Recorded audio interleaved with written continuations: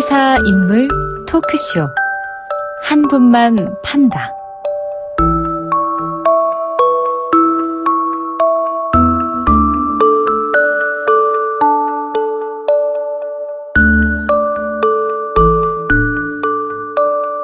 한 명의 인물과 그를 둘러싼 이슈를 끝까지 파보는 시간이죠. 시사인물 토크쇼 한 분만 판다 시작하겠습니다. 함께 하실 두 분 소개할까요? 김태현 선생님 나오셨고요. 안녕하세요. 여기 또 아침부터 몸이 되네. 안녕하세요. 이렇게 말씀하십니까? 안녕하세요. 네. 김현성 시사평론가 함께합니다. 안녕하세요. 예, 평론계 팽수를 지향하는 김현성입니다. 반갑습니다. 와, 진짜 앞으로 이제 팽수 김현성으로 부르겠습니다. 닮았어요, 제가. 예, 오늘 한 분만 판다 주인공이 누군지 한번 목소리부터 들어보겠습니다.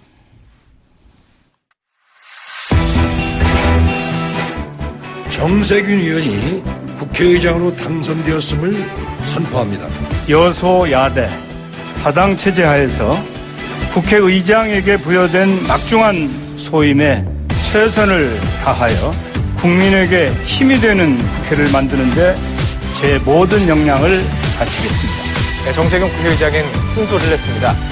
우리 국회는 정말 너무 부끄러운 모습을 국민들께 보여드렸습니다. 여도 야도 저는 패자라고 봅니다. 승자는 없다고 봅니다. 네, 차기 국무총리 후보로 유력하게 거론되고 있는 정세균 더불어민주당 의원인데요. 20대 국회 전반기 국회의장을 지낸 6선의 중진 의원입니다. 우선 이분이 오늘 한 분만 판다의 주인공이 되셨는데 이 질문 먼저 한번 해야 될 것 같아요. 이낙연 총리 후임 정세균 의원이 맡을까요? 안 맡을까요? 누가? 모르죠? 어떻게 알아요, 우리가? 일단 모른다가 맞는 것 같기도 한데, 네. 지금으로서는 제일 가까이 있는 것 같다. 제일 가까이 있는 것 같다라는 생각이 들고, 이제 좀 엎치락뒤치락 했지 않습니까? 그러니까 뭐 아시다시피. 엎치락뒤치락이요? 네. 그렇죠. 김진표 의원 설도 되게 거의 그러니까 지난번 추미애 장관 임명할 때 같이 임명한다라는 설이 이제 파다했었는데, 어떤 시민단체들이나 여러 이해단계들이 좀 반대를 하는 바람에 네. 어찌됐든 고민했었고 이제 본인이 그걸 견디지 못해서 김진표 본인 자체가 나는 이제 총리에서 빼달라라고 본인이 발표를 했고 그러면서 이제 정세균 총리설이 급부상했는데 아무튼 이 문제는 좀 짚고 넘어갈 것 같긴 해요. 정세균 의원은 나한테 처음에 얘기가 와서 내가 김진표 의원을 추천했다 이런 얘기를 하셨지 않습니까? 네. 그럼 이번에 받을까요? 그거는 그 얘기는 별로 하기 싫었다는 얘기인데. 받을 거를 떠나서 네. 청와대에서 뭐 조여받죠. 아, 조여받는 거다? 네. 근데 저는 왠지 그러니까 이거 알 수가 없어요. 인사는. 더구나 VIP가 속뜻이니까 그러면 어떻게 알아요. 청와대 관계자들도 모르는 사람도 있을 거예요 아마. 네. 저는 왠지 저보고 하나 걸으려고 그러면 저는 그냥 이낙연 총리 유임설이 좀 더 유력할 것 같다는 생각도 들어요. 박지원 의원하고 비슷한 얘기를 하시네요. 그냥 걸으라고 하면. 걸으라고 하면. 예. 저보고 배팅을 하라고 하면. 왜냐하면 정세균 의장은 청와대도 부담스러울 거예요. 예를 들면 김진표 의원을 했잖아요. 인사청을 그냥 통과합니다. 왜냐하면 하다못해 네. 자유한국당 김무성 대표는 전 대표 그런 얘기를 했잖아. 아이 빨리 해라. 이렇게 좋은 사람 어디냐. 이렇게 좋은 분을 빨리 해라 이런 식의. 네. 경제도 안 좋은데 경제 전문가고. 근데 이제 그거 왠지 이유는 알 수 없으나 저도 뭐 보도 언론에서 보도된 그 민주노총이나 참여연대의 반대 뭐 이것 때문일 거라고 저는 보긴 하는데 뭐 그게 뭐 딱 밝혀진 건 아니니까 어쨌든 빠졌어요. 그 다음에는 정세균 만약에 전 의장에 가게 되면요. 인사청문회 과정에서 좀 저항에 부딪힐 수는 있어요. 왜냐하면 그 여론도를 좋지는 않습니다. 아, 그래요? 국회의장, 그러니까 정세균이란 사람 개인에 대한 비토 이런 것보다 입법부의 수장이 국회의장의 행정부의 2인자인 국무총리 가는 게 맞냐? 라고 얘기를 하면 그렇게 따지면 추미애 장관 후보자도 마찬가지 아닙니까? 아니, 근데 그건 좀 달라요. 그러니까 달라요? 추미애 장관 후보자도 사실은 보면 여당 대표에서 법무부 장관 갔으니까 국가의전서열로 하면 7위에서 한 25위로 내려간 거라고 하더라고요. 왜냐면 여당 대표가 한 국가의전서열 7위, 야당 대표 8위 정도 된다는 거예요. 8, 9인가 어쨌든 그 정도 돼요. 의전서열 내려는데 의전서열이라는 건 사실은 행사할 때 앉는 자리 순서니까 그런 걸 떠나서 국회의장은 입법부 수장이잖아요. 입법부는 행정부를 견제하는 겁니다. 상권분리 원칙에서 대통령제 하에서. 사실 어떤 의미에서 대등한 거거든요. 근데 입법부의 수장인 국회의장이 행정부의 2인자로 간다? 이건 사실은 물론 우리나라 제왕적 대통령제에서 행정부가 입법보다 우위에 있는 건 현실적인 얘기지만 헌법상으로는 대등한 기관인데 그게 급이 사실 맞지 않는 측면들이 있죠. 그래서 저는 변호사님 이제 서열 따지고 이런 게 아니 의전 서열의 문제가 아니에요. 팽수가 싫어하는 거예요. 국회의 권위에 관한 문제인 팽수가 거니까. 엄청 싫어하거든요. 그런 서열 뭐. 그리고 또 하나는 팽수가 싫어한다. 그리고 오늘 지금 영원입니다. 시대를 저는 서열로 얘기하는 건 좀 잘못됐죠. 아니 이건 의전 서열의 문제가 아니라 헌법상의 삼권 분립의 가치에 대한 얘기인 거죠. 네, 의전 서열 2위상 이런 문제 아니라고 제가 말씀드렸죠. 그리고 또 하나 그리고 이거는 종로 지역과도 연관된 건데 글쎄 모르겠습니다. 지난 선거 지난 국회의장의 정의화 의장도 사실은 부산 중구잖아요. 본인 지역 거기 출마하겠다는 의사를 표현했다는 얘기가 많았는데 결국 못했거든요. 그때는 물론 이제 중구하고 영도하고 이렇게 뭐 지역구가 좀 합쳐져 다 쪼개지면서 그런 사정도 있지만 어찌 됐건 간에 사실은 역대로 보면 국회의장들은 그냥 정계 은퇴 수준이었습니다. 그게 뭐 나빠서 밀려나서 은퇴가 아니라 올 때까지 온 거니까. 일단 근데 저는 뭐 연세가 많으시지 않습니까? 네, 국회의장까지 했던 분이 또 무슨 지역구 한 번 더 하겠다 뭘 총리하겠다. 전 이것도 그동안에 있었던 정치 문화상 좀 맞지 않는 게 아닌가. 정세균 전 의장한테 죄송하지만. 아니 정확히 뭐 하고 싶은 말 잠깐만 제가 좀 이해가 안 돼서 정확히 하고 싶은 말씀이 뭔지를 모르겠어요. 예. 아까 총리도 하지 마시고 종로 나오지 마시라 얘기죠. 뭘 뻔한 얘기지 뭐. 아무것도 하지 말아라. 아니 저는 국회의장까지 하셨으면 예. 이제 국가의 원로로 뒤에 나와 계시는 게 맞다. 역대 모든 의장들이 그랬듯이. 이제 그 사람이 전혀 항의 전화 올 것 같은데. 예. 그 사람이 그동안 걸어왔던 것을 가지고 앞으로 이제 한국 사회, 한국 정치에 필요하냐 아니냐로 따지면 저는 이제 그거에는 동의하는데 저는 그것을 예를 들면 이 사람이 국회의장을 했기 때문에 국회의원 하면 안 된다. 그리고 이 사람이 서열상으로 밀리니까 이 자리 가면 안 된다. 뭐 이런 식의 논리는 지금 시대에는 맞지 않는 것 같아요. 지금은 21세기잖아요. 네. 지금은 2020년이잖아요. 젊은이 시대인데 21세기. 그래서 저는 이제 이 문제는 저는 정세균 전 의장이 과연 총리를 할 만큼의 자질과 능력이 되느냐, 그리고 지금 한국 사회의 새로운 총리의 상은 어떤 사람이어야 되느냐라는 걸 봤을 때 상당히 근접해 있다고는 봐요. 제가 봤을 때. 왜냐하면 현실적으로 이제 경제 문제와 관련된 상당히 어려움이 있는 거잖아요. 그러니까 지금 문재인 대통령의 국정 지지를 하지 않는 사람들의 상당 부분이 경제 문제나 민생 문제를 얘기하고 있는 거고, 지금 갈등의 문제가 극대화돼서 통합의 지도자가 좀 필요한 거고, 그리고 어떻게 보면 그 자기가 가지고 왔던 것을 좀 이렇게 희생하고 내려놓는 모습도 필요한 이런 시점에서 저는 개인적으로는 최선의 카드는 아닐 수 있다라고 생각하지만 그래요? 차선의 카드는 될 수 있다. 최선의 카드가 또 다른 게 있습니까? 자질적인 측면에서 뭐 저도 인정. 그건 저 앞서 김현성 교수님 말씀하신 것처럼 경제 전문가, 왜냐면 어쨌든 기업 임원 출신이고 쌍용 상무인가요? 상무. 그 관우는 기가 막히신 분이야 이분이. 네? 대기업 임원에 장관에 여당 의장에 국회의장에 와 총리까지 하면 관우는 정말 대한민국 최고 1등 인정. 산자부 장관도 하셨죠? 네, 아까 장관에 뭐 어마어마한 관우. 당의장 할 때 갔어요. 네, 당의장 하시고 어쨌든 자질 측면에서 저도 뭐 이건 뭐 부러우신가 봐요 상당히. 안 부러워요? 표정이 상당히. 부럽죠. 어쨌든 어마어마하신 분인데 어쨌든 자질 측면 저도 인정해요. 이건 자질은 나무랄 데가 없는데 다만 이제 아까 제가 말씀하실 때는 그런 부분들에 좀 걸리는 게 하나 있고, 그리고 또 하나 제가 이제 그래서 저는 청와대에서 부담스러울 수 있다. 오히려 굉장히 부담스러울 거다. 그래서 저는 이낙연 총리 유임설을 왜 제가 이제 두 가지 포인트에서 봤냐면, 첫째는 이낙연 총리만큼 이 행정부를 안정적으로 이끌어가는 사람이 없어요. 찾기가 쉽지 않을 거예요. 이낙연 총리에 대한 평은 다 좋습니다. 속된 말로 어떻게 보면은 예전에 미국 트럼프 행정부에 뭐 무슨 어른인가? 정확히 표현은 뭐죠? 어른이라고 해가지고 뭐 켈리 전 비서실장, 매티 장관 이렇게 얘기했잖아요. 근데 보면 현 정부에서도 보면 청와대에서 약간 사고적인 발언들이나 국면에 그런 사고 치면 이걸 다 조정하고 덮고 수습하는 게 이낙연 총리였어요. 그건 사실 청와대 입장에서 굉장히 큰, 어떻게 보면 청와대가 말하는 총리의 가장 큰 역할은 그거예요. 청와대나 여당이나 행정부 사고 치면 그걸 수습하는 거. 근데 그걸 기가 막히게 하시기 때문에 이낙연 총리를 좀 끌고 가고 싶은 니즈는 대통령이 있을 거다. 그리고 또 하나는 이낙연 총리를 뺐을 때 그거 어디로 가요? 선대의장이거든요. 그러면 이게 근데 당에 돌아가면 이해찬 대표와 이 하늘에 해가 두 개가 오는데 이게 이해찬 대표도 만만한 분이 아니기 때문에 힘들 거라고요. 이거 정리가. 이해찬 대표 지금 본인의 의도화해서 총선 본인의 휘하에서 총선 치르겠다는 의지가 막강하잖아요. 근데 이해찬 대표를 내리고 선대위원장에 누구죠? 이낙연 총리를 갖다 앉힌다? 이게 조절하기가 쉽지 않을 거라고요. 그래서 그래요? 이게 그런 골치 아픈 것도 있어서 아마 총리를 더 하고 싶은 것도 있을 거고 그리고 이낙연 총리를 더 하게 하고 싶은 니즈도 있을 거고 그럼 이낙연 총리는 어떨까 생각을 해보면 제가 이낙연 총리는 전 더 합니다. 총리. 왜냐하면 이낙연 총리의 꿈이 뭐겠어요? 그럼 대통령이에요. 할 수 있는 건. 어쨌든 대선 주자 후보 일인데 근데 지금 선대위장 갔습니다. 여당 자신 있어요? 다음 총선? 자, 이거 장담 못 합니다. 다음 총선. 아, 그래도. 아무도 지금 다음 총선은요. 자유한국당도 그렇고 민주당도 그렇고 누구 하나 일당이 지금 할 수 있을까라고 자신은 못해요. 왜? 지금 대통령 지지도 하고 여당 지지도 높긴 하고 자유한국당 비호감도 높긴 하지만 근데 지금 경제라든지 외교라든지 풀리는 건 없거든요. 그렇기 때문에 여당도 자신은 못해요. 이 상황에서 선대위장 갔다가 총선 결과 안 좋으면요. 대선 가도에 이상이 있습니다.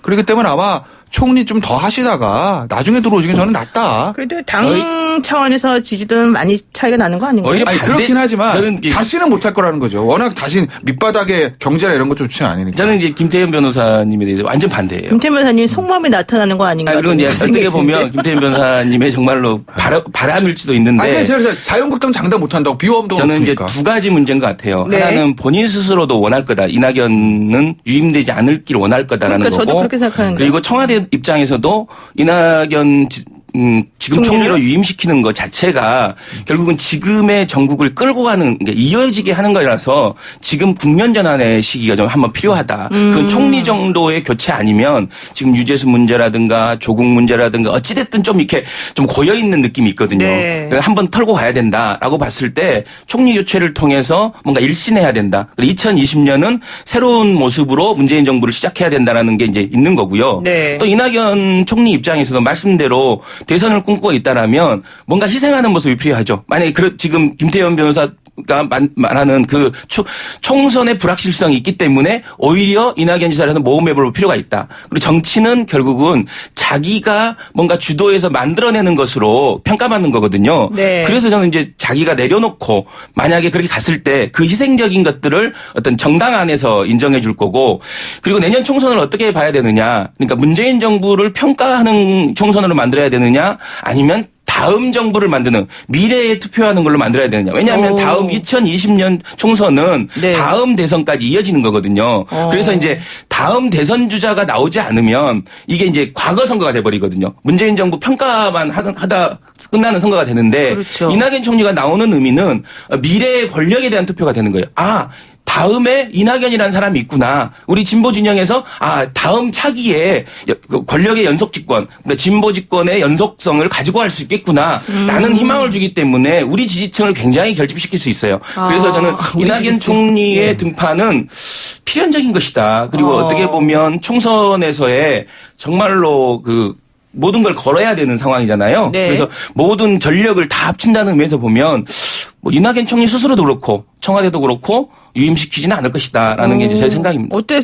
엄청나게 전문가적인 시각에서 말씀. 그런 얘기들 많이 하죠. 그러니까 왜냐면 총선은 기본적으로 선거의 성격이 대선은 미래지향적 투표입니다. 그렇군요. 그러니까 총선은 그러면 저 대통령이 네. 인기가 없어도 네. 여당이 승리하는 경우가 있는 경우도 꽤 있잖아요. 사실은 노무현 전 대통령도 여당 인기 바닥일 때 승리를 한 거고 네. 박근혜 전 대통령도 여당 인기 바닥일 때 그거는 왜냐하면 대선은 미래지향적 투표거든요. 근데 사실은 총선은 과거 회기적 정권 평가죠? 심판적 성격이 있어요. 사실 총선 그렇죠. 잠깐 중간에 하는 선거니까. 네. 그러니까 그거를 이제 희석시키기 위해서 그래서 누구야 미래 권력을 등판시킨다는 건데 근데 제가 봤을 때는 그런 분석도 맞아요. 저도 그래서 처음에는 이낙연 총리가 결국 등판하겠구나라는 생각을 안 했던 건 아닌데 네. 지금 시기도 점점 늦어지고 지금 여당에 들어가는 판사라든지 여당의 어떤 물밑에서 있던 움직임들을 외부에서 보면 쉽지만 않을 것 같다는. 오히려 지금 보면 잘못하게 되면 지금 여당 입장에서 보면은 이 정부 출범할 때만 해도 잠룡도 됐다 많어 막 이랬습니다. 진짜 정말 많다. 비속어는 사용하지 말아주세요. 그냥 생활 용어로 한 거예요. 생활 용어. 네, 제가 좀 부끄럽습니다. 그렇습니까? 네. 어쨌든 진짜 많았잖아요. 근데 없어요 지금 다. 김경수 글쎄요. 지사 재판, 네. 이재명 총리 지사. 재판, 네. 박원순 시장. 박원순 시장 박원순 시장 뭐 계시고. 참고로 우리 또 네. 팽수 평론가님께서는 네. 서울시 보좌관. 보좌관 서울시장님 보좌관 죄송합니다. 출신이라는. 세종로 1번지가 뭐 눈에 보이나 보네. 어쨌든. 예, 그리고 누구죠? 조국 전 장관 수사. 네, 안희정. 안희정 전 지사 완전 아웃. 그쵸? 완전 아웃이지 뭐 유사학정 판결인데 재판이 아직 끝났는데 기결수인데. 네. 그러면 여당 입장에서는 그 많던 대선 후보가 하나둘씩 사라진 상황에서 정말 지금 차기 후보 지지율 1위인 이낙연 총리를 굉장히 보호해야 될 필요가 있다. 아껴야 된다? 네. 그렇기 때문에 저는 쉽사리 이 허허벌판에 내놔서 희생을 해라. 그리고 허허벌판. 이낙연 총리의 급이 뭐 희생해서 무슨 당해서 무슨 뭐 인정 이 정도 급이 아니니까 저는 청와대가 생각을 좀 달리할 수도 있을 거다. 왜냐면요. 지금 보면은 이낙연 총리가 대선 후보에서 장단점 명확해요. 단점. 호남 출신이다. 이건 제가 지역 감정의 문제가 아니라 어쨌든 제가 항상 말씀드리지만 대선을 키는 PK 부산이거든요. 부산의 표를 특히 부산에서 표를 가져오는 그런 측면이 있어요. 그게 이제 단점인데 장점은 제가 지금 주변에 보수 유권자 제 주변에 보수를 많으니까 그렇죠. 여론조사 하고 다니면 근데 본인부터 좀 그렇잖아요. 그렇지 않아요. 뭐 그렇죠. 이낙연 총리 나오면 찍겠다는 사람도 꽤 있어요. 그래요? 그러니까 물론 그분들이 실제 투표자가 어떻게 될지 모르지만 안 야, 가버리니까. 이낙연 총리 정도면 굉장히 괜찮지 않아? 그러니까 아주 극보수는 모르지만 중도보수층의 어떤 표를 가져올 수 있는 여권 후보 중에서 거의 유일한 사람을 제가 봤을 때는. 그렇군요. 그러니까 그런 장점이 있는 대선 후보이기 때문에 청와대에서 아낄 수밖에 없을 거다. 그러니까 지금 김태현 변호사님 이게 뭐 정치를 하셨기 때문에 안 했어요. 정치를 했는데. 근데 조금 이제 제가 아쉬운 게 뭐냐면 정치는 일종의 인기가 아니거든요. 네. 그러니까 지금의 이낙연의 인기를 지지로 바꿔줘야 되거든요. 네. 이낙연 지사의 가장 어떻게 보면 현안은 그거예요. 아까 제가 지금 말- 20%가 제가 넘는 20%가 넘는 지지율이 과연 일종의 인기냐 지지냐 그리고 그 충성도가 어느 정도 되느냐. 지금 이낙연 지사의 지지는 어떻게 보면 문재인 대통령을 지키는 사람으로서의 그 네. 어떻게 보면 인기죠. 이낙연 총리. 그렇죠. 이낙연 총리와 관련된 그런 부분은. 그래서 이 부분을 지지로 정말 강한 지지로 만들기 위해서 그러니까 일종의 이빠. 그러니까 우리가 빠라고 그러지 않습니까? 네. 강한 지지자를 만들기 위해서 오늘 왜 결국은 이러는지. 아니 실제로 쓰는 말이니까 이빨을 만들기 위해서 뭐를 해야 되느냐. 저는 여기서는 결국은 자기를 던지는 희생이라고 봐요. 그리고 정당인으로서 그러니까 예를 들면 중도층까지 포괄하고 보수층까지 포괄하는 것도 중요하지만 네. 결국은 진보 진영 내에서 자기가 자리한 내에서의 확고한 지지와 확고한 그 정리가 좀 필요하다. 네, 그렇지 않을 잠깐만요. 경우는 네. 확장성은 없다라고 제가 봅니다. 홍수 시장의 대선 플랜을 짜는 이 거구나. 시점에서 조금 정리를 해야 될 것 같습니다. 자, 좀 동의하진 않지만 일단 7844님께서 김태현 변호사님 너무 귀여워요. 이렇게 보내셨고요. 어마어마하죠. 그 다음에 펭수도 있는데 7681 쓰시는 분께서 팽수를 불리시고 지금 귀여운 김태현 변호사님 어마어마해. 나왔는데 네이버에 객관적이고 50인데. 공정한 판단력 김태현 변호사님 100% 공감. 이건 정말 절대 무슨 우리가 이건 지지하지 이거 않습니다. 객관적인 합리적인 판단. 누구지? 아유, 그거 네, 아니에요? 공정한 판단력을 써있는데 가족 이건 아니에요? 좀 가족? 이상한 전 대단한 사람인 것 같아요. 저는. 가족 같은. 그다음에 0507 쓰시는 분께서 이낙연 총리를 대구에 보내서 험지에서 당선되게 해보시면 좋겠습니다. 그런 바로 대선에서 당선입니다. 이런 얘기 하셨고 또 그다음에 우리 팽수 좋아하시는 분도 있는데 이분은 제가 이름을 소개하기가 좀 곤란한데 9278님께서요. 팽수님 반갑습니다. 김변님은 잠이 덜 깬 상태 아닌가요? 항상 그렇게 있죠, 저. 항상 어쨌든 그렇게 제가 지금 이제 너무 이렇게 열기가 뜨거워서 잠깐 이렇게 쉬어가는 코너로 말씀드렸는데 자 그러면은 이낙연 총리가 만약에 총리에서 내려오신다. 네. 라고 하고 정세균 의원이 종로 지역구를 이제 떠나셔서 뭐 총리가 되신다. 예를 들어서. 그러면 예를 들어서 그러면 종로 지역구는 어떻게 됩니까? 저는 이제 그런 식으로 맞바꾸고 하는 건 좀 반대예요. 이낙연 뭔가 총리가 세습되는 종로로 가는 건 느낌도 아니다? 네, 그런 건 네. 아닌 것 같고 저는 이제 이낙연 총리는 두 가지 쓰임이 있을 것 같은데 일종의 네. 이제 당에서 전국 선거를 관장하는 뭐 선대위원장을 통해서 전국을 돌아다니는 뭐 이런 어떤 그 역할을 할 수도 있을 거고 가장 어떻게 보면 뜨거운 지역. 이게 저는 뭐 광진도 있을 수 있을 것 같아요. 오세훈 오. 시장과의 어떤 맞대결 뭐 이런 네, 것도 그 좀 얘기도 나오긴 했죠, 사실. 그런 것들을 피하지 않으면 이낙연 지사 총리의 미래도 없죠 사실 어떻게 보면 그래서 네. 뭐 두려울 건 없을 것 같아요. 제가 봤을 때. 그러면은 아니, 종로 근데- 누구 내보내요? 예? 종로 누구 내보내요? 아유, 추천 한번 사람이 해보세요. 없겠습니까? 아니 사람 많은데 종로라는 데는. 노영희 앵커님이 한번 나가시죠. 종로는 왜 이러세요, 자꾸? 상징적인 지역이니까 예. 그냥 뭐 우리 예를 들어 피디님 뭐 얼굴은 막 이렇게 흔들어가지고 정말 이렇게 신인 하시면 안 된다고. 내다 꼽고 예. 이럴 수가 없는 지역이잖아요. 종로. 네, 더군다나 좋습니다. 종로는 사실은 지금 진보 계열에서 거의 이긴 적이 없는데 이번에 차지했잖아요. 지난 총선 때. 그러니까 놓치기 싫을 거라고요. 삼고 철회해서 임종석 실장을 다시 데려오죠 뭐. 아, 임용훈 실장 괜히 모양 안 한다고 그러는데. 그러니까 삼고초를 하잖아요. 네, 삼고초를해서. 자, 그런데 이게 지금 이 문제도 좀 봐야 될 것 같아요. 조국 정국 이후에 이제 청문회 트라우마가 사실은 상당히 크기 그렇죠. 때문에 청와대가 고민을 많이 한다 이런 얘기여서 계속해서 이제 의원 불패 뭐 이제 이런 걸로 나가는 게 옳으냐 이런 얘기 나오지 않습니까? 만약에 정세균 의원이 아니라면 네. 누가 그러면은 후보로 괜찮다고 보십니까? 총리요? 이낙연. 아니 진짜 와, 모르겠어요, 총리. 근데 뭐 파격적인 젊은 인사 중에서 파격적인 젊은 인사 글쎄 저 네. 떠오르는 사람이 없는데. 김태현밖에 없습니까? 저요? 그건 제가 아니죠? 들어갈까? 네? 저는 잘 모르겠어요. 그러니까 왜냐면 네, 없어요. 아니 이렇게? 글쎄 뭐 이게 지금 뭐 한마평 오르는 분들도 없고 저는 사실 솔직히 말하면 딱히 그래서 원혜영 떠오르는 의원 분인데. 같은 경우에도 안정적이기도 하고 뭐 원혜영 의원이요? 좋다 아, 이런 그- 얘기도 했었었는데. 근데 젊은 분이라고 원혜영 의원 정기 은퇴하신다는데. 그러니까 총리 저 가신다는 그렇죠. 건 좀 그게 맞는 것 같죠. 그러면은 오히려 뭐 의원 출신 원혜영 의원도 나쁘진 않을 것 같다는 생각은 좀 드는데요. 팽수 평론가님은 어떻게 전 보십니까? 개인적으로는 좀 이렇게 과감한 인선도 필요하지 않을까. 좀 이렇게 전세적으로 어떻게 보면 30대, 40대 총리들이 있는 거지 않습니까? 그래서 네. 저는 개인적으로 보면 예를 들면 4차 산업혁명위원장이었던 장병규 위원장 같은 사람을 어떻게 보면 한번 써보는 것도 괜찮지 않을까라는 오. 거. 어차피 관직에 있었으니까 뭐 이런 생각 해보는데 그런 정도의 파격이 있으면 좋겠다라고 생각하는데 네. 말씀대로 약간 청문회 문제가 항상 이제 걸리는 거죠. 그리고 본인이 하고 싶으냐라는 두 가지 문제가 있는 거죠. 근데 장병규 위원장 들으니까 굉장히 좋은 아이디어예요. 아 그래요? 아 진짜 좋은 것 이렇게 같은데. 금방 받는가 보니까 뭔가 이 꿈꾸기가 안할 있는 거예요 느낌이. 청와대에서. 그렇지 않아요? 왜냐하면 아, 그래요? 장병규 형제 얼마 전에 거의 그만두기 직전에 언론 인터뷰한 거 보셨죠? 맞아요. 현 정부로 그냥 직격탄을 날리고 가버리거든요. 쉽게 뭐 경제의 경자도 몰라 이거로 나갔는데 시키겠습니까? 지지층이 흔들릴걸요? 저 김진표 전 의원도 뭐 언론 보도에 따르면 민주노총이랑 참여연대랑 경실에서 반대해서 안 시켰다라는 본인이 고사했다라는 썰이 있는데 언론 보도입니다. 장병규 형제 시키겠어요? 안 하지. 제 얘기는 뭐 그 정도의 좋은 과감한 과단성이 필요하다라는 생각이. 근데 굉장히 좋은 아이디어 같네요. 아 그래요? 네. 근데 사실 경제를 살리는 입장에서 보자면은 뭐 썩 좋은 아이디어 같지는 않은데. 근데 솔직히 말씀드리면 지금 경제는요 총리가 누가 와도 안 돼요. 아니 안 된다기보다 청와대가 모든 걸 쥐고 있는데 총리가 무슨 얼마나 권한이 있어요. 솔직히 말하면 상징적인 의미가 있지. 예를 들면 김진표 총리, 정세균 총리. 김진표 총리 경제 전문가잖아. 노무현 대통령이 그랬어. 우리나라 최고의 공무원이라고. 누가 봐도 넘버원 경제 관료 출신이야. 네. 정세균 뭐 총리 예를 들면 기업 임원에다가 산자부 장관은 야 혹시 야당에서 그런다 하더라도 뭐 청와대가 어차피 경제정책 다 주관하는데 총리가 얼마나 할 수 있겠어요. 야당 쪽 의원이나 인물에서는 없을까요? 지금 들어가겠어요. 온다 한데. 그리고 그렇죠. 그리고 지금 보면 솔직히 말하면 문재인 정부가 네. 탕평 인사나 네. 그러니까 반대 진영에 있는 사람을 뭐 끌어온다라는 것 자체는 네. 아예 뭐 생각이 없어요. 오늘 그리고 말씀 저는 그게 여기까지 바람직한지도 듣겠습니다. 모르겠고. 고맙습니다. 끝났어요? 네. 갑자기? 지금 끝났습니다. 네, 지금까지 김영성 시사평론가 김태현 변호사였습니다. 감사합니다. 일찍 끝났네.